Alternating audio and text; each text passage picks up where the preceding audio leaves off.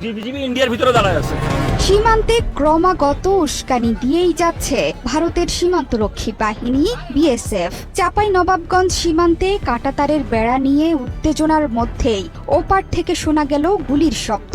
BGB জানিয়েছে BSF এর করা গুলিতে বাংলাদেশি এক যুবক আহত হয়েছেন। বর্ডার গার্ড বাংলাদেশ বিজিবি চরম ধৈর্যের সঙ্গে মোকাবিলা করছে পরিস্থিতি। লালমনিরহাট সীমান্তেও বিএসএফ এর বিরুদ্ধে বেড়া নির্মাণের অভিযোগ উঠেছে। এর আগে চাঁপাইনবাবগঞ্জের বিনোদপুর ইউনিয়নের চৌকা সীমান্তে নোম্যান্স ল্যান্ডে বাংলাদেশকে না জানিয়ে কাঁটাতারের বেড়া নির্মাণের চেষ্টার অভিযোগ ওঠে বিএসএফ এর বিরুদ্ধে। বেড়া নির্মাণ করতে আসলেও বিজিবির বাধার মুখে বিভিন্ন জায়গায় পিছু হঠার কথা স্বীকার করে প্রতিবেদন প্রকাশ করেছে ভারতের বিখ্যাত গণমাধ্যম টাইমস অফ ইন্ডিয়া। সেখানে বিএসএফ এর উদ্ধৃতি দিয়ে বলা হয়েছে, দুই দেশের মধ্যকার চলমান উত্তেজনা নিরসনে খুব তাড়াতাড়ি বেড়া নির্মাণ শুরু করবে না তারা।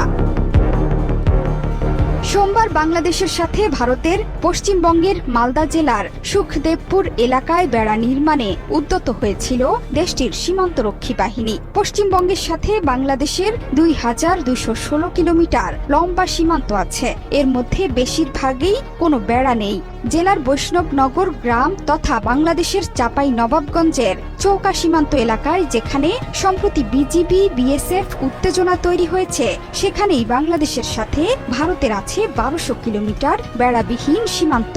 শেখ হাসিনা সরকারের আমলে এসব বেড়া নির্মাণের কোনো প্রয়োজনীয়তা দেখায়নি ভারতের মোদী সরকার। কিন্তু শেখ হাসিনার পতনের পর দেশটিতে বেড়েছে বাংলাদেশিদের অনুপ্রবেশ, যা নিয়ে অভ্যন্তরীণ রাজনীতিতে কঠোর সমালোচনার মুখে পড়েছে বিজেপি সরকার। এ নিয়ে মোদীকে দায়ী করেছেন পশ্চিমবঙ্গের মুখ্যমন্ত্রী মমতা বন্দ্যোপাধ্যায়ও। সীমান্তে অনুপ্রবেশ নিয়ে নিজ দেশে তুমুল সমালোচিত হওয়ার পর বাংলাদেশকে না জানিয়েই সীমান্ত এলাকায় বেড়া নির্মাণে উদ্যত দেশটির সীমান্তরক্ষী বাহিনী, যা দেখে তেড়ে এসেছিল বাংলাদেশ বর্ডার গার্ড বিজিবিও।